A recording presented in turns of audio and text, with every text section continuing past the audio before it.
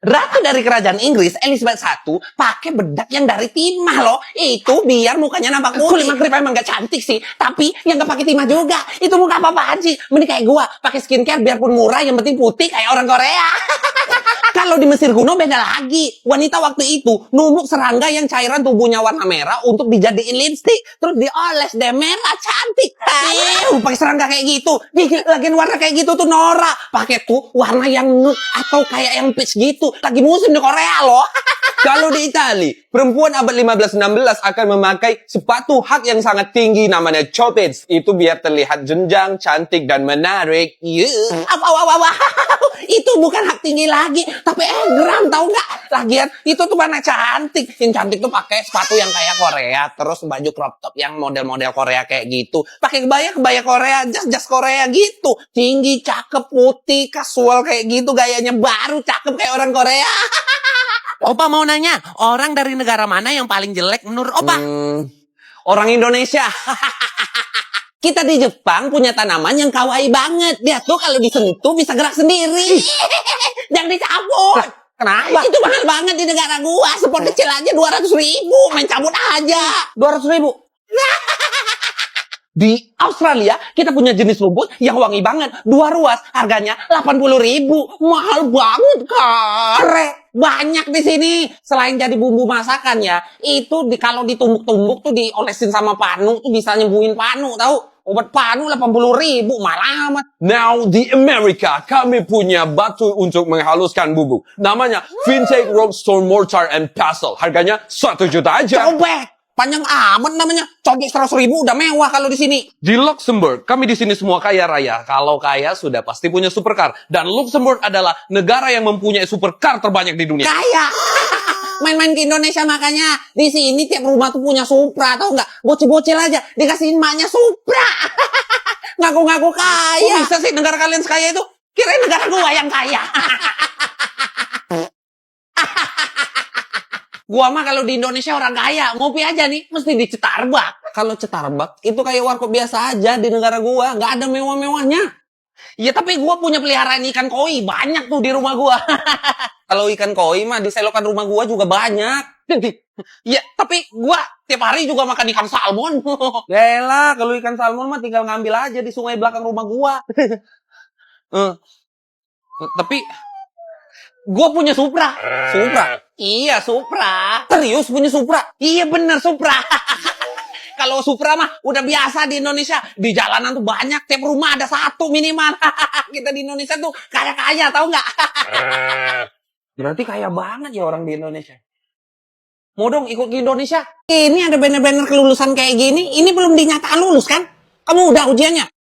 Sudah kok, Bu. Hebat ini ya. Belum dinyatakan lulus padahal. Mam ya, saya post ke TikTok ini. Loh, kenapa, Bu? Ini kan cuma perayaan kecil untuk ngapresiasi diri kita sendiri. Bener ya, saya kasih tahu. Kegiatan kayak gini kalau jadi budaya nih gawat ini. Buang-buang duit. Coba pikir, gimana kalau mahasiswanya yang nggak mampu? Jangan memberatkan orang gara-gara budaya kayak gini. Nggak berat kok, Bu. Tahu nggak apa yang berat? Beliin dosen-dosen kayak ibu makanan setiap seminar. Kita kan juga sokongan. Emang banner berapa sih, Bu? Ibu tuh kok repot banget. Ibu kan nggak diajak. Saya tanya, emang kamu yakin kamu bakal lulus? Kalau saya jawab yakin lulus, kenapa, Bu? Lagian kan kalau saya nggak lulus, Ibu sendiri yang repot. Akreditasi jurusan jeblok. Kamu berani banget ya. Dasar mahasiswa kurang ajar. Saya kurang ajar. Bukannya Ibu yang duluan kurang ajar. Video-videoan saya. Kebelet banget ya, Bu, FYP. Sini, Bu, saya ajarin FYP tanpa mempermalukan orang lain. Kamu tuh ya. Ya udah, duel aja sekalian kita, Bu. Permisi, Pak. Bab 2 saya gimana ya, Pak ya?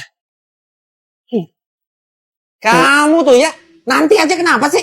Lagi seru ini, ganggu aja. Yeay! Sabar. Aduh. Ini ada apa ini ribut-ribut? Mereka mau nanyain duit lombanya yang kemarin, Pak. Ya, Pak, kita kan dapat hadiah 10 juta. Masa kita cuma dapat 350.000 doang? Ya emang segitu duit bersihnya. Sewa kuda 350.000, rebana 150.000, make up 400, sewa baju 10 orang 500. Dan biaya-biaya yang lainnya kamu kira itu berapa? 3.150.000. Sisanya 6.350.000 itu kemana? Ya dibagi kalian ber-18 orang. Dapat 350.000 satu orangnya. 50.000-nya lagi kemana? Ya dibeliin minuman acara kalian tadi. Duit itu emang buat kalian. Mana ada pihak sekolah ngambil. Wah nggak bisa gitu dong Pak. Ini kan bukan lomba pribadi. Tapi bawa nama baik sekolah. Masa iya kita harus nanggung semua biaya operasional kayak gitu? Harusnya kan pakai dana sekolah. Jangan ambil hak kami kayak gini dong Pak. Udah. Kalian itu nggak tahu apa-apa tentang administrasi sekolah. Masalah ini juga udah heboh. Kalian semua yang ikut lomba, itu panggil orang tuanya ke sini, terus klarifikasi ini semua. Nama sekolah udah jelek gara-gara kalian. Udah, sana. Udah Pak, udah. Ya udah, kalian balik dulu ke kelas. Biar ibu yang ngurus. Iya, Bu. Ya ampun Pak. Saya nggak nyangka loh Bapak tega ngelakuin semua ini. Tapi nggak ngajak saya. Saya kan juga mau Pak. Bagi dong Pak. Kamu tuh ya. Waktunya menyaksikan tampanan. Songong.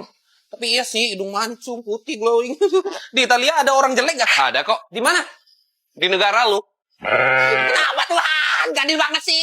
Italia itu punya sejarah panjang interaksi dalam berbagai peradaban. Kayak Romawi, Yunani, Arab, dan Norman. Campuran genetik ini membuat fitur wajah lebih menarik. Hidung mancung, mata tajam, kulit putih, dan eksotis juga ada di sini. Tapi wajar, pasti lu perawatan terus kan? Yang namanya tubuh harus dirawat bro. Sejak zaman kekaisaran Romawi, orang Italia sudah menghargai estetika dan kecantikan. Lihat kan, patung-patung kuno di Italia ini menampilkan pria yang atletis dan wanita yang simetris. Pantes, tapi kok bisa badan kalian bagus-bagus juga sih? Itu karena pola makan Mediterania. Kami banyak mengkonsumsi sayur-sayuran segar, ikan, buah-buahan, dan minyak zaitun agar ketampanan kami tetap lestari. Masa sih sesempurna itu? Nggak mungkin. Nah, gua ada ide. Nah, tuh ada tuh. Cowok ganteng banget tuh. Itu ganteng juga tuh. Mana? Mana? Cuca. Cewek. Ciu. Tinggal di Venezuela enak banget. Ceweknya cakep-cakep. Terus ya, bawa duit 100.000 rupiah aja. Bisa jadi 13 juta Bolivar Venezuela. Kaya gua. Party dulu kita. Kaya gua. Kamu tuh nggak boleh denger musik keras-keras di Venezuela ini. Mau di penjara kamu, ha? Enggak kok, Pak. Ini saya matiin kok. Udah, masak aja. Nah, ini enak nih. Loh, ikan kamu itu belum mateng. Sini penjara. Loh, penjara lagi. Saya juga masak ayam kok, Pak. Kalau ini sih kematangan, keras gini. Penjara. Loh, kok dikit-dikit di penjara sih, Pak? Ya, di sini emang gitu peraturannya. Dengar musik keras-keras di penjara. Masak nggak mateng di penjara. Masak kematangan di penjara. Ngebut di jalan di penjara. Lambat banget pakai motor di penjara juga. Dagang, ngeletakin harga ketinggian di penjara. Terus bikin janji sama dokter gigi tapi kamu nggak datang di penjara. Ya, tapi kenapa, Pak? Kok dikit-dikit di penjara sih di sini? Alasannya itu loh. Kenapa? Banyak tanya kamu di penjara. Bakal pakai baju adat nih ke sekolah. Wih, pasti keren banget nih. Makin ganteng aja gue kalau pakai baju adat kan.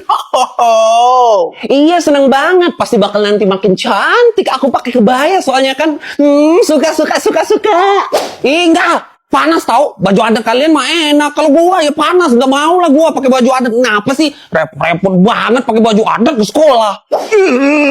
Ayo. Leher gua udah tebel ini. Tahan gua. Pakai zikir dari pagi sampai pulang sekolah. Tahan. Ayo. Pakai zikir. Ayo. Tahan gua. Tahan. Payu. Siapa mulu buat peraturan ini? Dikiranya enak apa pakai baju adat daerah gua? Sakit nih kepala migrain bisa. Nggak ada. Pokoknya pakai baju adat nggak ada. Enak aja pakai baju adat lah. Peraturan kayak gini bagus tau. Menghormati tradisi. Kau nih kawalan nyanyi 10 kau nih sudah usah pakai bahasa kerajaan ya. Sini ayo berantem. Udah sini ayo. Ya, jangan pakai baju adat. Pakai baju adat. Mau pakai baju adat. Pakai pokoknya. Pakai. Tetap matanya. Ya ada apa sih? Kita lagi di mall, Dubai Mall. Ente jangan teriak-teriak. Malu anak. Ya elah kalau mall doang di Indonesia juga banyak. Sering gua ke mall. Kalau mall kayak gini mah gede banget mallnya. Aduh, jangan teriak-teriak. Kamu duduk. Malu. Gede banget. Gede. Malu-maluin aja ente. Ini Dubai Mall. Mall terbesar di dunia. 1,2 juta meter persegi luasnya. Jadi ente jangan malu-maluin anak di tempat seluas ini. Lah biasa aja sih. Emang seluas apa sih ini? Ini mall benar-benar luas. Lebih luas 2 kali lipat dari kota Vatikan. 3 kali lebih luas dari bandara Terminal 3 Soekarno-Hatta. Setara 170 lapangan sepak bola, luas banget. Wah, bener-bener keren ini, sumpah keren. Aduh. Di sini ada ATM nggak sih? Gua mau narik duit, mau belanja. Sudah pasti ada. Jangankan ATM fulus, ATM emas keluar batangan emas dari ATM juga ada di sini. Mata tangan ini. Ente fokus. Jangan teriak-teriak lagi. Malu Ana, malu. Ya. Ente tenang. Ana bakal ajak ente ke akuarium. Dubai Mall punya Dubai Aquarium and Underwater Zoo. Salah satu akuarium terbesar di dunia. Bisa menampung 33.000 hewan laut, termasuk hiu dan pari. Yalah, akuarium di Indonesia mah banyak. Lagian ya, Indonesia itu negara maritim, banyak lautnya. Jadi kalau lihat ikan berenang-berenang banyak kayak gitu, mah udah biasa. Alhamdulillah. Berarti ente nggak malu-maluin lagi. Tuh, akuariumnya ada di belakang ente. Ya iyalah, ngapain malu-maluin? Wah, gede banget ini. Saya minta maaf telah menggunakan dana publik untuk kepentingan pribadi saya. Uangnya digunain untuk apa itu Pak kalau boleh tahu? Untuk kepemandian air panas, Pak. Dengan ini saya sampaikan saya akan mengundurkan diri dari jabatan menteri. Terima kasih. Loh kok bisa mengundurkan diri tiba-tiba Ya kayak karena gini sih, kejadian Pak? kemarin mati lampu selama 1 jam itu menyebabkan banyak terjadi kekacauan. Jadi saya minta maaf atas kekacauan ini, atas kelalaian saya. Wabillahi taufiq walhidayah. Wassalamualaikum warahmatullahi wabarakatuh. Pak, woi Pak, bangun Pak. Pak, Iya ada Pak. Bapak bakal kita eksekusi.